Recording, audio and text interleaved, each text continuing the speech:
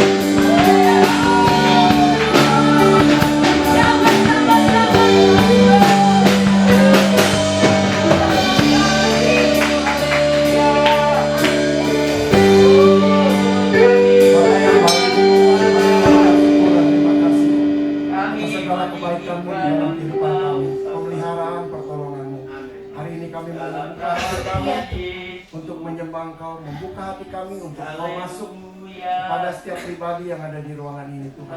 Kami undang hadirat-Mu turun atas kami, supaya kami tidak ada yang terlewat, semua menikmati hadirat-Mu pagi hari. Kami menyerahkan seluruh rangkaian ibadah ini ke dalam tangan-Mu. Biarlah Tuhan yang siap untuk memberi sukacita kepada kami. Terpujilah nama Tuhan, di dalam nama Yesus kami berdoa. Amin.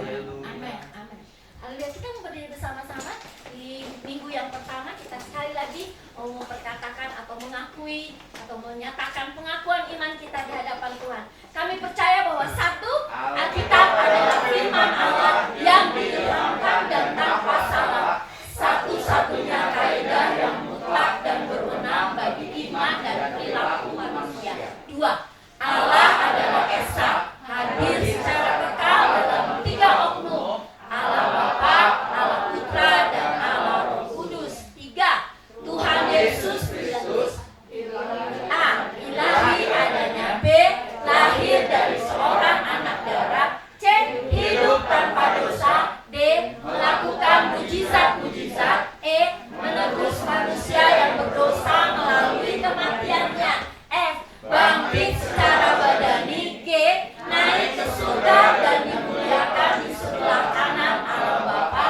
H, akan datang kembali ke bumi dalam kuasa dan kemuliaan untuk memerintah dalam kerajaan 1000 tahun. 4, oleh pelanggaran satu orang, Adam, dosa telah masuk ke dalam dunia dan maut oleh sebab dosa. Demikianlah maut telah menimpa semua orang karena semua orang telah berbuat dosa. 5, keampunan dan penyucian dari dosa hanyalah melalui pertobatan dan iman kepada kuasa penyucian darah Kristus. Amin. Nah, pembaharuan yang dikerjakan oleh Roh Kudus mutlak perlu bagi keselamatan seseorang. 7, karya penebusan Kristus di atas salib menyediakan kesembuhan bagi tubuh manusia melalui doa dan iman. 8, pengudusan dikerjakan oleh Roh Kudus yang mendiami orang percaya. 9, baptisan Roh Kudus menurut Kisah Para Rasul 2 ayat 4 dikaruniakan kepada orang beriman yang memohon kepada Allah.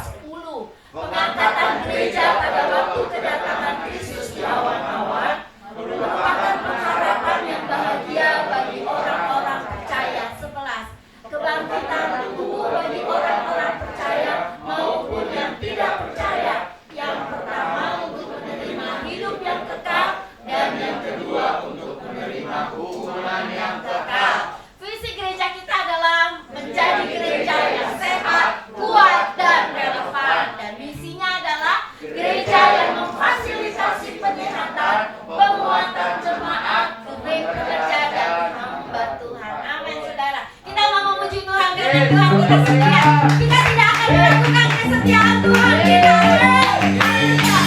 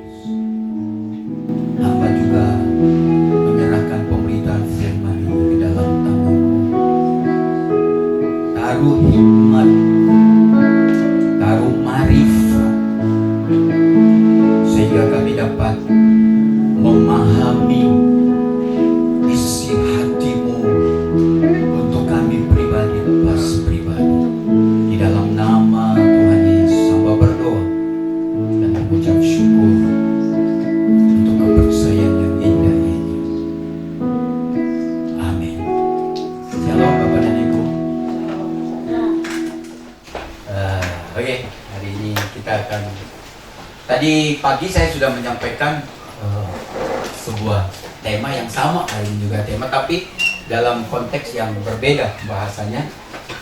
Tetaplah, boleh dikeluarkan slide saya.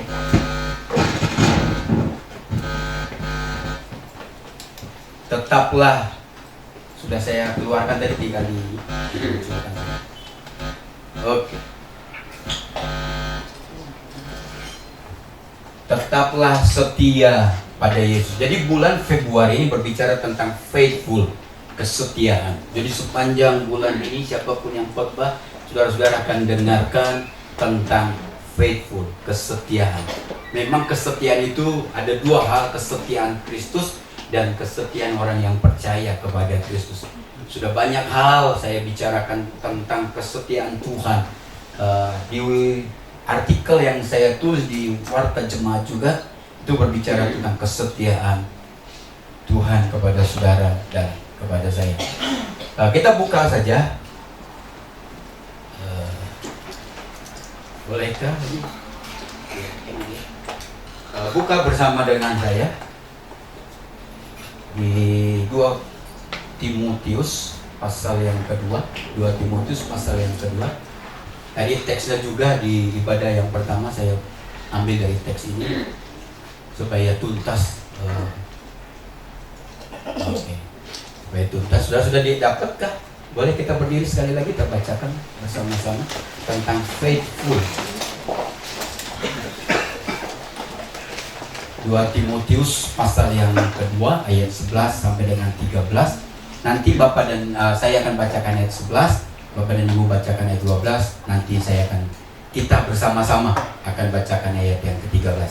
Saya mulai. Benarlah perkataan ini. Jika kita mati dengan Dia, kita pun akan hidup dengan Dia.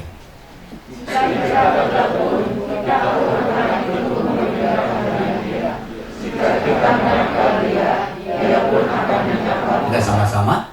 Jika kita tidak setia, Dia tetap setia karena Dia tidak dapat menyangkal dirinya sendiri. Silakan duduk Bapak dan Ibu. Pertama, sama pertanyaannya saudara-saudaraku. Kalau nanti akan saudara lihat. Kalau saudara lihat 2 Timotius pasal yang kedua ayat yang ke-11 sampai dengan ayat yang ke-13, saudara akan menemukan sebenarnya ada 3 hal di sana. Saudara lihat ya. Pertama itu ayat yang ke-11 sampai dengan ayat yang ke-12 bagian A, itu membicarakan, Paulus membicarakan tentang apa? Kesetiaan kita kepada Tuhan. Itu pertama. Jadi Paulus yang menulis 2 Timotius ini, surat 2 Timotius ini mengatakan dia coba mulai melihat tentang kesetiaan kita kepada Tuhan. Yang kedua ayat 12 bagian B sampai dengan ayat yang ke-13 yang kita sudah baca, itu membicarakan ketidaksetiaan kita kepada Tuhan. Yang pertama tadi kesetiaan kita, sekarang ketidaksetiaan kita. Jadi bertolak belakang. Dan yang ketiga, ayat yang ke-12 dan ayat yang ke-13 itu berbicara tentang tanggapan Tuhan terhadap ketidaksetiaan kita. Jadi saudara akan lihat 3 hal ini. Tadi saya sudah bicarakan tentang akibat ketidaksetiaan manusia kepada Allah. Tadi saya sudah bahas sejak mulai dari Kejadian pasal yang ketiga, ayat yang ke-15. Tuhan menunjukkan kesetiaannya sampai Kristus hadir di tengah-tengah kita. Itu membuktikan bahwa Tuhan setia kepada semua janjinya. Itu clear, kita nggak perlu pertanyakan ya tentang kesetiaan Tuhan. Tapi kita akan berbicara tentang ketidaksetiaan kita dan dampak atau akibat dari ketidaksetiaan kita. Ini serius, saudara. Saya tidak sampaikan di ibadah pertama, kayaknya saya berpikir itu clear bagi mereka. Tapi hari ini hati saya terdorong untuk menyampaikan ketidaksetiaan kita dan akibat dari ketidaksetiaan kita.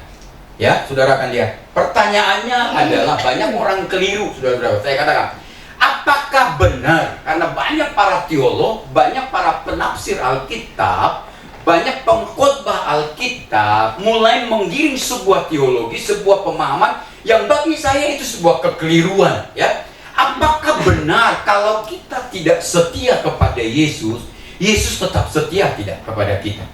Yang kedua, apakah benar kalau kita menyangkal Yesus, tetapi akibatnya kepada kita Tuhan tetap setia, Yesus tetap setia kepada kita? Gitu. Tadi saya sudah jelaskan bahwa ini tidak benar dari perspektif Alkitab, dari pandangan Alkitab. Saya sudah bahas dari awal, saudara-saudaraku. Ini nih contoh-contoh orang-orang yang nggak setia, bangsa yang nggak setia, pribadi-pribadi yang nggak setia. Ada sesuatu, ada konsekuensi yang ditanggung, yang diterima oleh mereka yang tidak setia kepada Tuhan. Artinya saya mengatakan ini tidak benar kedua pertanyaan ini. Karena apa, saudara-saudaraku? Saudara tadi lihat, ya, saudara bisa melihat bahwa dikatakan bagian ayat 12b dikatakan, kalau engkau menyangkal Yesus, dia juga menyangkal kita. Saya telah bacakan, saya buktikan bahwa kepada siapa dia sangkal kita. Pertama tadi di Wahyu mengatakan dia menyangkal kita di hadapan Bapa di surga. Yang kedua, dia menyangkal kita di hadapan malaikat-malaikatnya, bahwa kita tidak dikenal, bahwa kita ini orang asing. Dia tidak tahu siapa kita. Karena apa? Karena kita menyangkal Tuhan. Ya, nanti kita akan lihat pertama. Alkitab mengatakan, saudara-saudaraku, ini tentang kesetiaan Tuhan. Saya bahas pelan-pelan supaya saudara tahu.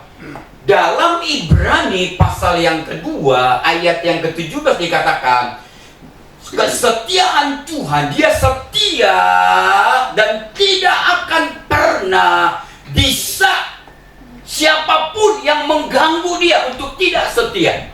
Dia tetap setia kepada kita, mendamaikan kita dengan Bapa di surga. Dia berdoa, dia sebagai imam besar, dia katakan Tuhan Yesus sebagai imam besar setia siang dan malam, siapapun yang datang, yang ada di dalam dosa, hidup di dalam dosa, hidup di dalam kutuk dosa. Dikatakan ketika engkau datang kepada Yesus, percaya kepada Yesus, dia imam besar ini, Yesus Kristus, menyatakan kesetiaannya untuk membawa saudara didamaikan dengan Bapa di surga. Itu pertama, tentang kesetiaan. Jadi saudara nggak usah ragu tentang ini.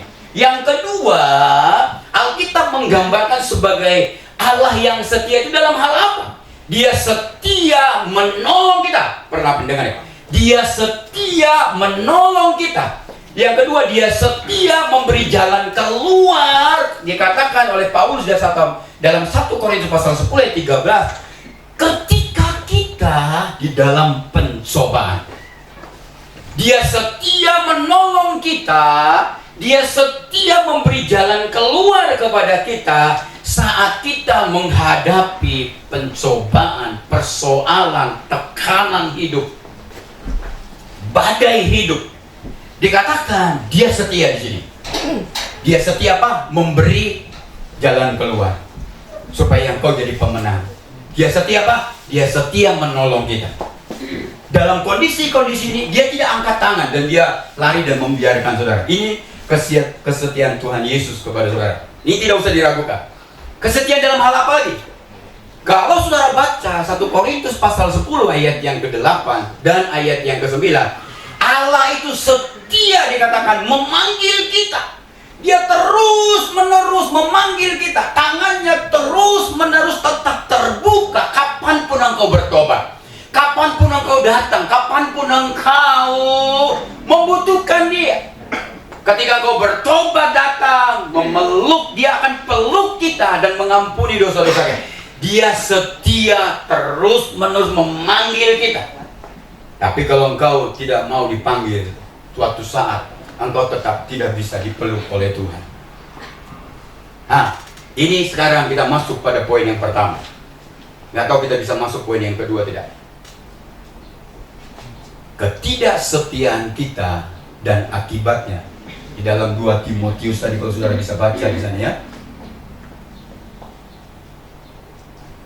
Saudara bisa lihat 2 Timotius pasal yang kedua ayat 12 bagian B dikatakan, Apa dikatakan? Kalau engkau,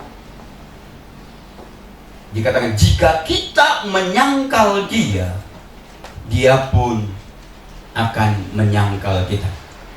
Kalau saudara bandingkan ayat 12 dan 13, Paulus membicarakan ketidaksetiaan kita sebagai orang percaya dan akibatnya.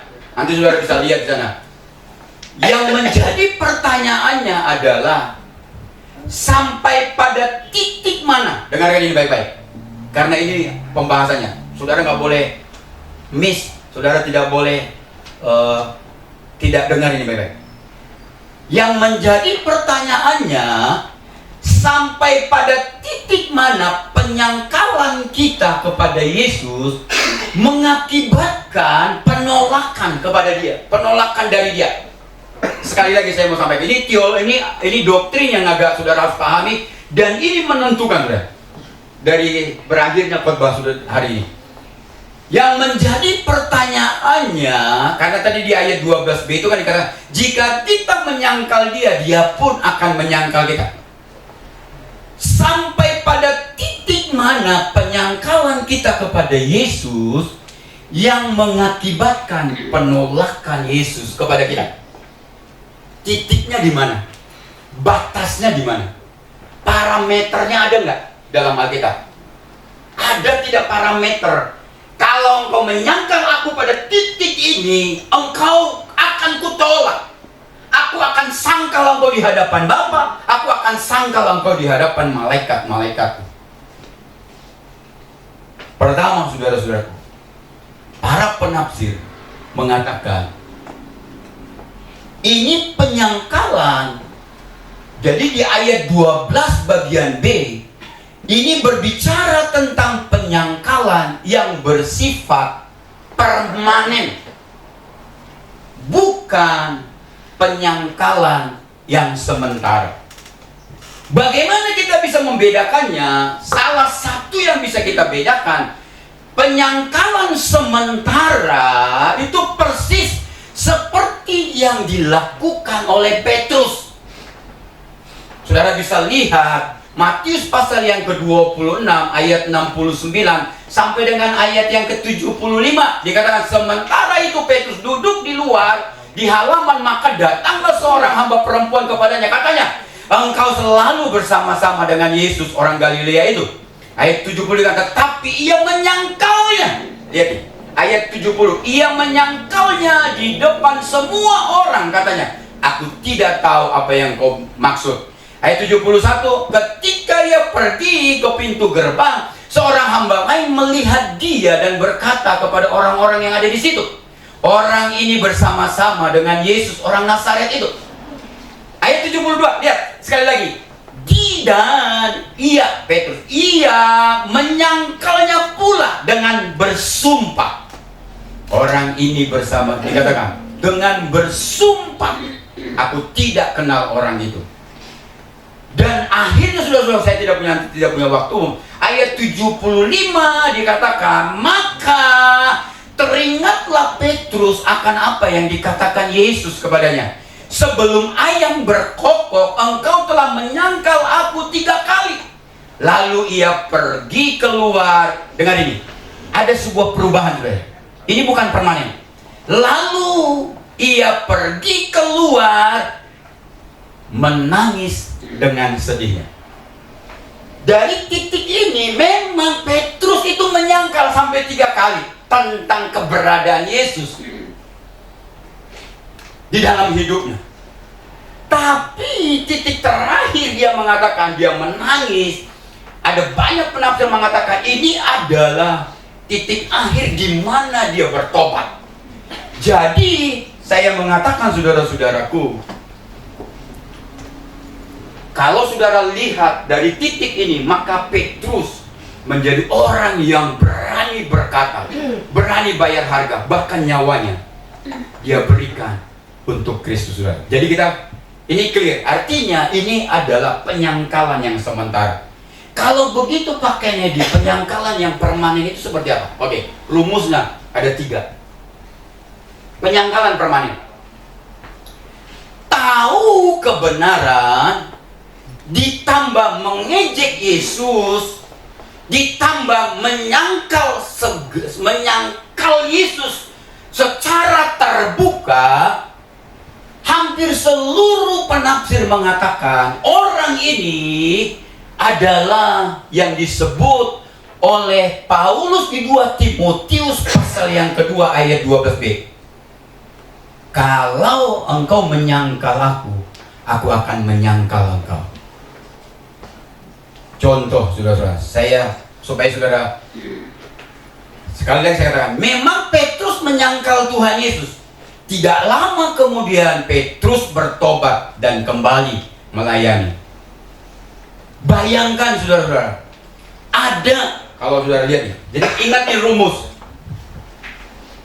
Tahu kebenaran, dia sudah terima Yesus sebagai Tuhan dan Juru Selamat. Dia sudah pernah melayani, dia sangat mencintai Yesus. Tapi di tengah-tengah perjalanan dia berubah arah, menyangkal Yesus secara terbuka.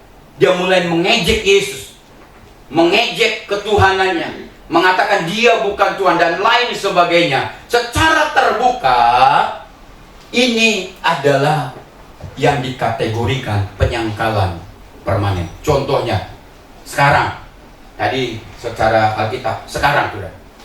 Saya tidak pernah dengar dia sebenarnya, khotbahnya juga saya tidak pernah dengar, pemberitaannya juga saya tidak pernah dengar.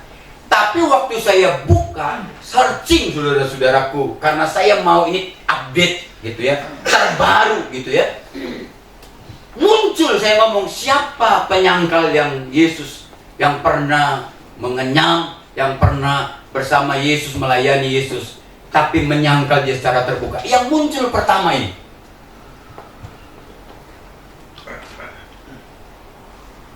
karena ini direkam saya tidak mau sebut nama, saudara sudah baca saja.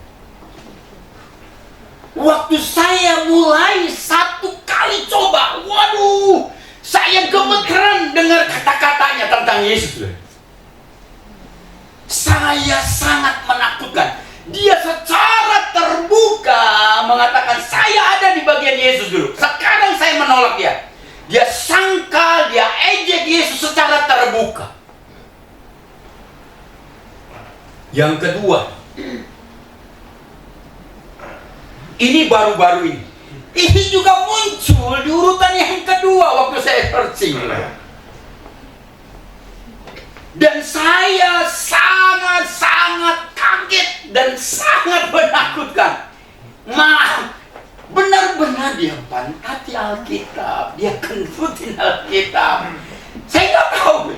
Ini dulu katanya dia melayani, dia coba, saya perbandingkan waktu dia sebelum jadi sekarang. Dia coba, dia dulu pengkhotbah, dia ada khotbahnya sudah sangat keren dia. Melebihi dari saya, keren banget, keren. Wah, keren banget. Tapi setelah dia rumusnya, apa tadi rumusnya? Tahu kebenaran, tetapi mulai mengejek Yesus secara terbuka. Ini adalah penyangkalan yang permanen. Dan hampir semua penafsir Alkitab setuju bahwa yang disebut dengan menyangkal dan Yesus menolaknya suatu saat adalah secara terbuka mengejek Yesus, menghina Yesus. Luar biasa saudara, luar biasa dia kentutin. Padahal tadi kita sudah baca pengakuan iman kita. Alkitab adalah firman Allah tanpa salah, satu-satunya kaidah yang mutlak dan berwenang bagi iman dan perilaku manusia. Mereka ini dulu tahu kebenaran. Oke, kita mundur ke tahun-tahun atau 10 tahun selanjutnya. Saudara-saudaraku lihat, rumus yang kedua yang disebut penyangkalan permanen adalah melakukan saya nggak bisa baca gitu. Tunggu supaya saya melakukan dengan sengaja plus maksud jahat ditambah demi keuntungan. Penafsir Alkitab setuju mengatakan ini adalah penyangkalan. Sementara apa contohnya Pak Kennedy? Ayo kita lihat. Saudara-saudaraku, saya bulan Maret ini akan mengajar S2 di SATI, Sekolah Tinggi Teologi, punya GSD. Saya mengajar tentang Kristologi. Saya menemukan ini baru abad-abad modern ya. Tadi sangat baru yang tadi. Saudara tahu film bukunya ini sangat laris. Dan Brown ini saudara-saudaraku mengambil dua kitab yang ditemukan. Ini kitab-kitab dulu ini dianggap kitab bidat dan orang-orangnya sudah dihukum. Dan Brown ini mengambil dari novel ini, dia kutip dari dasar pemikiran Injil Filipus maksudnya, dan Injil Maria Magdalena. Yang ini di dalam kanon artinya ini sudah ditolak. Ini dia katakan, ini bukan ditulis oleh Filipus, ini bukan ditulis oleh Maria Magdalena, tapi dikutip sama dia. Kenapa? Karena dia temukan kitab ini di Nan Hammadi namanya, yaitu di Mesir. Tapi saudara-saudaraku lihat, saudara tahu, ini demi keuntungan yang besar mereka mengolok-olok Yesus. Saudara tahu, di film dan di novel ini, di Da Vinci Code ini, saudara, Dan Brown mengatakan Yesus itu pacaran dengan Maria Magdalena dan punya anak. Itu secara terbuka. Miliaran ratusan dolar, ribuan dolar, kalau saya nggak, jutaan dolar dia ambil dari menjual nama Yesus. Dari novel, dari film. Dan Brown mengatakan ini harus diberitahukan. Sebenarnya dia tahu bahwa ini tidak benar, tapi demi keuntungan dia jual nama Yesus. Dia jelekkan. Yesus itu yang benar adalah punya pacar. Siapa pacarnya? Maria Magdalena. Siapa dia? Punya anak. Ini adalah kekeliruan yang amat sangat besar. Tapi demi keuntungan tetap dia lakukan. Ini bahaya. Kalau saudara lihat, ada juga Jesus Seminar. Saudara tahu? Jadi sekarang ini lagi rame. Yesus Seminar itu lagi mengatakan bahwa perkataan Yesus di dalam perjanjian baru itu yang benar hanya 18%. Selebihnya itu tidak benar. Bahayanya bukan? Tapi ini lagi rame. Bukunya, waduh, bestseller. Orang semua ambil, semua buka. Apalagi orang-orang yang membenci Yesus. Untuk apa dia jadikan ini alat? Saudara-saudara, ini secara terbuka mengatakan mereka menyangkal dan mengejek Yesus. Dan ini sangat berbahaya. Hati-hati. Tuhan Yesus katakan, kalau engkau menyangkal aku akan menyangkal engkau. Tidak main-main itu. Tidak ada jalan. Hati-hati. Jadi mereka buat warna. Ada 80, kalau saudara baca Jesus Seminar ini, ada 80 orang yang selalu berkumpul, yang disebut katanya mereka ahli Alkitab. Ketika mereka baca dari Matius perkataan Yesus, ini benar nggak perkataan Yesus? Jadi ada warnanya. Kalau itu merah, berarti itu sama sekali itu benar perkataan Yesus. Maksudnya, kalau dia hitam, berarti itu bukan perkataan Yesus. Jadi diangkat. Oke, ditunjukin warna hitam. Ini bukan perkataan Yesus. Ini bukan perkataan Yesus. Hati-hati, cuy.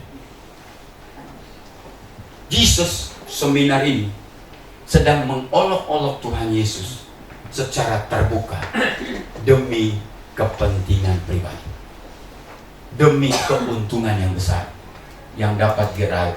Dan saya berpikir cara ini kadang banyak orang Kristen melakukannya. Hati-hati, jangan jual Yesusmu demi uang.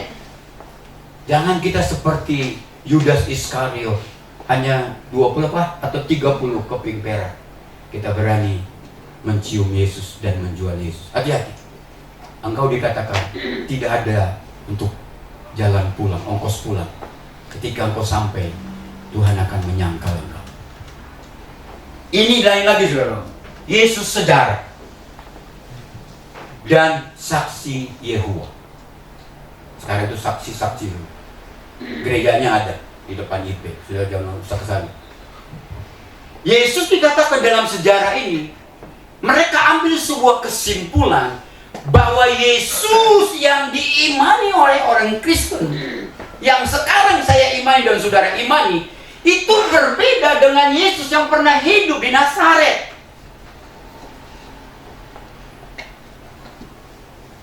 Jadi kalau dia mengadakan air menjadi anggur, menggandakan 2 roti, 5 roti 2 ikan, dengan memberi 5.000 makan, itu adalah bukan sesuatu yang benar. Itu hanya omongan-omongan, tapi tidak menjadi kenyataan. Ini secara terbuka. Hati-hati dengan ini.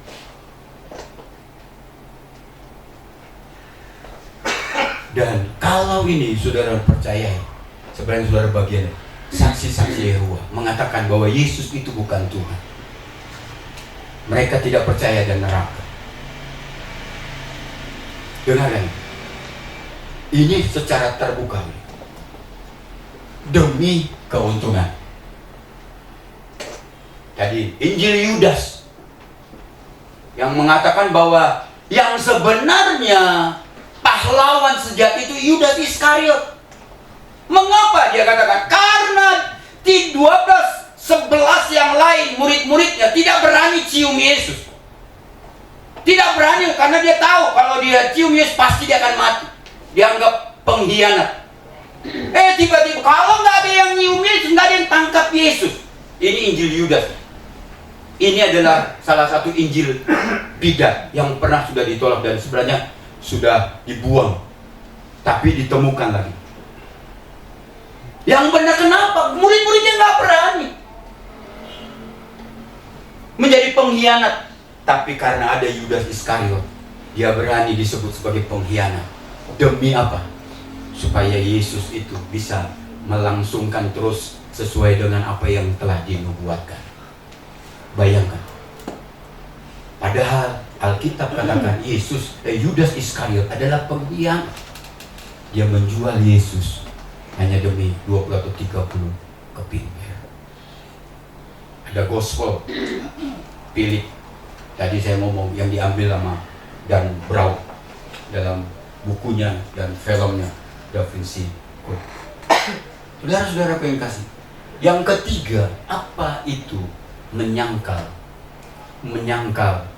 Yesus yang permanen? Saya katakan yang ketiga sudah rumusnya, supaya saudara memahami. Mencintai dirinya, menuruti hawa nafsu, menjalankan ibadah yang lahiriah. Mengapa saya berani mengatakan? Menurut saya, ini ada satu lagi yang dapat dikategorikan menyangkal Yesus tanpa dia mengatakan secara terbuka, tanpa dia mengejek Tuhan secara terbuka, seperti tadi pendeta-pendeta tadi, atau seperti Dan Brown, atau seperti yang memunculkan Injil Yudas, Injil Filipus dan lain sebagainya. Saya mengatakan ada satu lagi. Mereka seperti yang didaftarkan oleh Paulus dalam 2 Timotius pasal 3 ayat 1 sampai 5, khususnya di ayat 5. Saudara bisa lihat. 2 Timotius 3 ayat 1 sampai 5. Ayat 5 dikatakan, secara lahiriah mereka menjalankan ibadah mereka, tetapi pada hakikatnya mereka memungkiri kekuatannya. Jauhilah mereka, buang mereka, nggak usah temui mereka, nggak usah berteman dengan mereka. Itu istilah yang dipakai beberapa terjemahan. Nggak usah dengarkan kata-kata mereka. Kenapa? Mereka beribadah dikatakan apa? Memungkiri kuasa dari ibadah itu bahaya. Mengapa saya katakan berani, saudara? Coba bandingkan dengan Matius pasal yang ke-7 ayat 21, 23 sampai 23. Matius pasal 7 ayat 21 dan sampai 23. Bukan setiap orang yang berseru kepadaku, kata Yesus, Tuhan, Tuhan, akan masuk dalam kerajaan surga, melainkan dia yang melakukan kehendak Bapakku di surga. Saya mau sederhanakan terjemahannya. Bukan setiap orang yang berseru kepadaku di dalam ibadah ini, Tuhan, Tuhan, akan masuk ke dalam surga, dikatakan. Melainkan dia yang melakukan kehendak Bapakku. Mungkin kita, dengarkan ini, mungkin kita tidak mengejek dia secara terbuka. Kita menolak dia, menyangkal dia secara terbuka di depan halayak umum. Bahkan kita tuliskan, bahkan kita buat novel, bahkan kita filmkan. Tidak.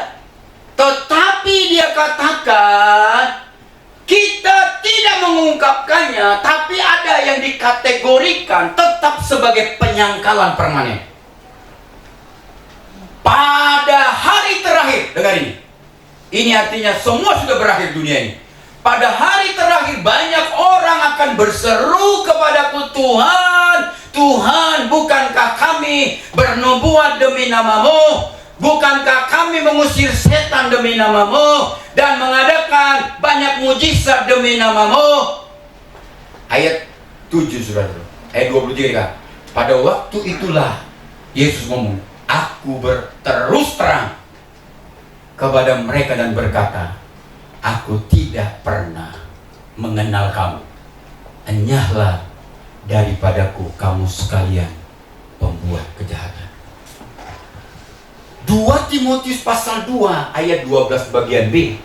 Kalau kamu menyangkal aku juga akan menyangkal kamu. Kepada siapa dia sangkal? Wahyu mengatakan tadi, dia akan sangkal kita di hadapan Bapaknya di surga dan di hadapan malaikat-malaikat. Ayat 22 mengatakan, pada hari-hari terakhir, terjemahan kita sederhanakan bahasanya, berseru kepadaku, kepada Tuhan, Tuhan, Tuhan, bukankah aku melayani dengan nama-Mu, atas nama-Mu, berkhotbah atas nama-Mu, memimpin pujian atas nama-Mu, bersaksi atas nama-Mu, mengadakan nubuat-nubuat atas nama-Mu?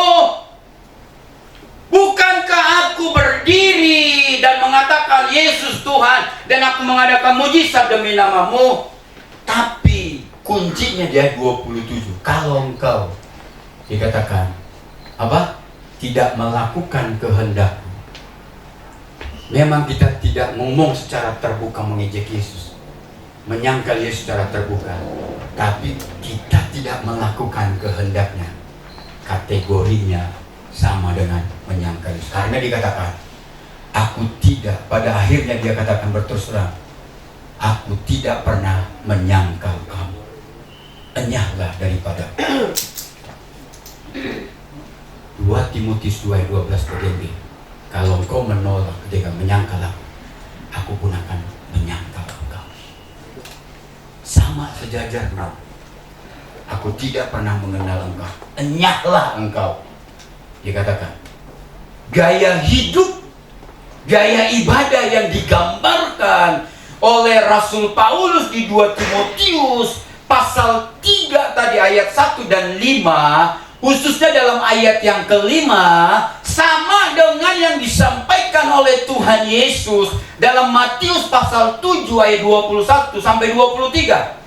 Frasa, aku tidak pernah mengenal engkau, enyahlah engkau daripadaku, sejajar dengan 2 Timotius pasal 2 yang menjadi teks kita tadi ayat 12 bagian B. Dia pun akan menyangkal kita. Ada penolakan, ada penyangkalan dari Tuhan Yesus. Padahal mereka tidak menyangkal menolak Yesus secara terbuka. Mereka tidak mengejek Yesus secara terbuka. Tapi mereka tidak pernah juga melakukan apa yang dikatakan Yesus. Itu sama.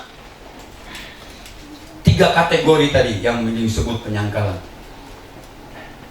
Saudara-saudara yang dikasih Tuhan, karena sudah berakhir.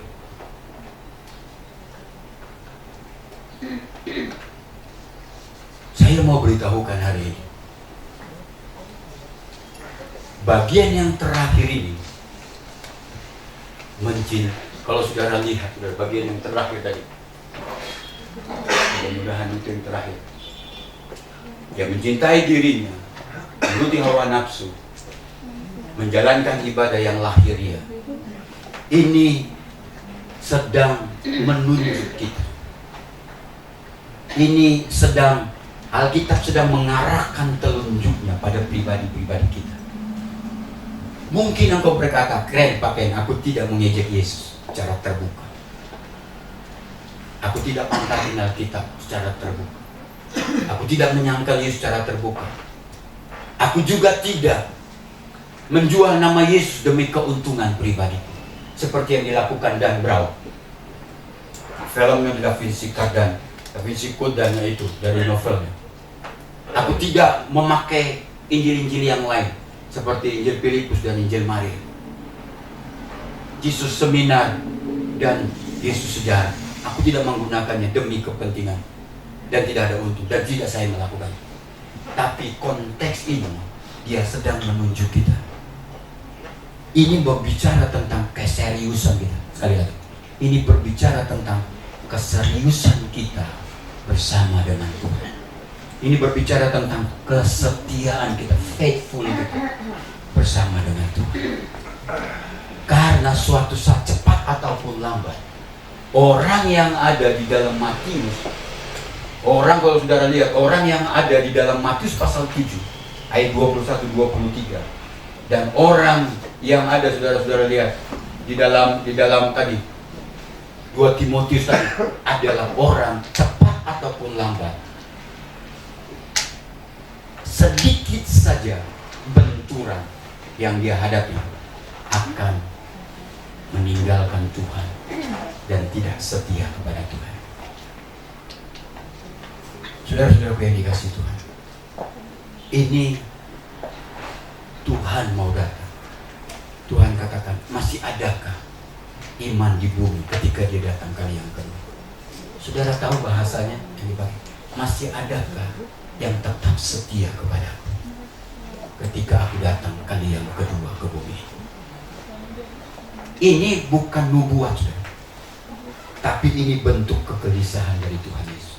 Kalau begitu dia nubuatkan, nggak ada pakai. Ya, ini bukan istilah nubuat, bukan nubuat, tapi ini yang dipakai adalah istilah kegelisahan dari Tuhan. Masih ada ke orang yang setia kepadaku ketika aku datang kali yang kedua. Banyak orang tidak setia hanya demi uang. Saya mau beritahukan kepada saudara, di ibadah pertama, waktu Adam dan Hawa jatuh dalam dosa, itu adalah ciptaan dan karya yang paling mulia dan paling hebat yang pernah Tuhan lakukan. Bukan menciptakan bumi, tapi menciptakan manusia Adam dan Hawa. Tapi ketika Adam dan Hawa jatuh dalam dosa, Tuhan tetap usir dia dari taman Eden. Tuhan tetap usir dia dari hadirat Tuhan. Adam dan Hawa tidak setia. Tuhan muntahkan hidup mereka. Tuhan keluar. Saudara tahu, ketika orang-orang Israel, ketika manusia-manusia pertama semakin jahat di hadapan Tuhan, saudara tahu, Tuhan hancurkan ketidaksetiaan mereka. Tuhan hancurkan dengan air bah. Tadi di ibadah pertama, ketika air bah itu, manusia kembali ada, bertambah, berkembang, mereka semakin jahat juga dan membangun. Dikatakan Menara Babel. Waktu Menara Babel, Tuhan juga tidak sayangkan, ya hancurkan. dia gagalkan, dia serahkan manusia ke seluruh dunia.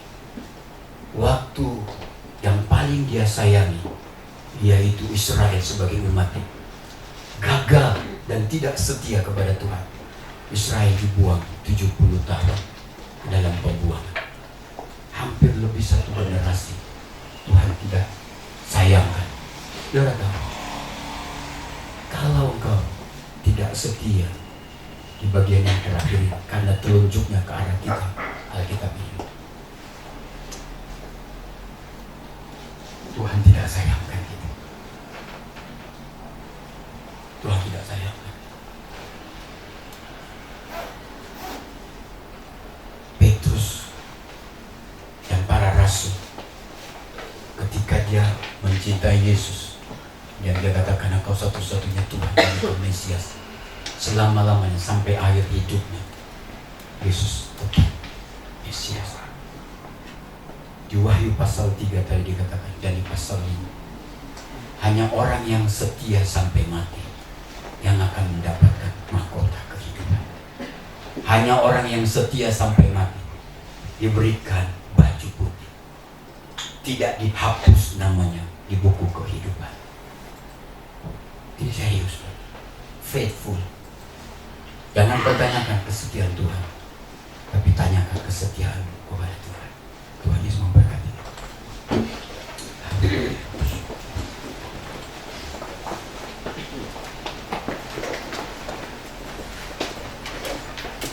Saya undang yang bertugas datang.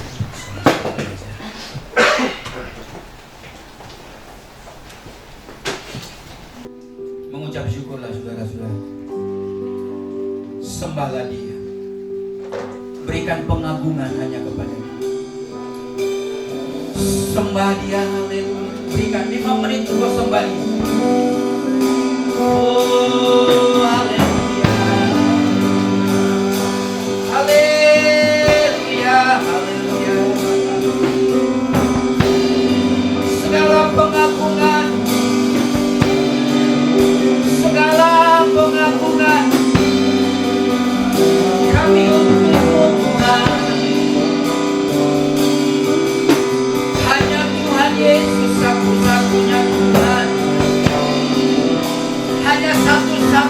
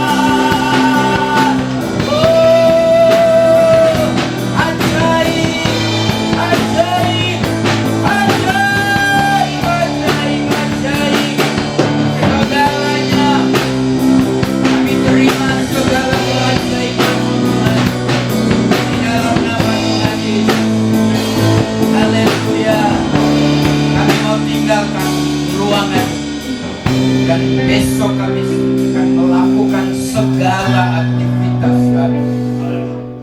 Yang kami kerja kembali bekerja. Kami membuka usaha akan kembali buka usaha.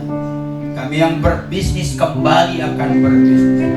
Kami yang membuka toko kembali buka toko. Kami yang ingin melakukan sesuatu kembali kami akan melakukan segala sesuatunya sepanjang minggu ini. Berkatilah rumah tangga kami, berkati anak-anak kami, berkati pekerjaan usaha bisnis kami, berkati masa depan seluruh jemaat-Mu. Apa yang mereka kerjakan dan lakukan, Tuhan menyertai mereka dan akan berhasillah hidup mereka. Berkati studi mereka, apapun rencana dan rancangan yang mereka, harapan yang mereka bawa di hadapan-Mu, buatlah mereka berhasil. Saudara-saudaraku, saudara akan pulang. Saudara akan membawa persembahan saudara. Saudara akan membawa persepuluhan saudara di hadapan-Mu. Angkatlah persembahan dan persepuluhan di hadapan-Mu. Kalau hari ini kau hanya membawa persembahan, angkatlah persembahan. Hamba mau berdoa di atas persembahan ini Tuhan. Kalau tangan-Mu di atas persembahan ini, kami tahu seberapa besar pun persembahan kami, Tuhan lebih besar memberikan, memberkati kami. Tidak akan pernah sanggup membalas apa yang Tuhan sudah berikan. Kami memberikan dengan sukacita. Kami mengembalikan persepuluhan kami dengan sukacita. Kami membawanya dengan ucapan syukur dan penuh kebahagiaan dan kebanggaan bisa membawa sesuatu ke rumah Tuhan. Berkati semuanya di dalam nama Tuhan Yesus Kristus. Angkatlah tangan-Mu Bapak dan Ibu. Kekasih-kekasih Tuhan, jangan takut. Tetaplah engkau setia sampai mati di dalam Yesus Kristus. Pulanglah engkau kekasih-kekasih Tuhan. Bawalah berkat dari Allah Bapa kita, kasih sayang dari Yesus Kristus, serta persekutuan dari Roh Kudus menaungi hidupmu dan hidup saya hari ini sampai Maranatha. Haleluya. Mari kita yang percaya katakan amin. Tuhan berkati saudara. Shalom. Selamat pulang. Tetap jaga kesehatan.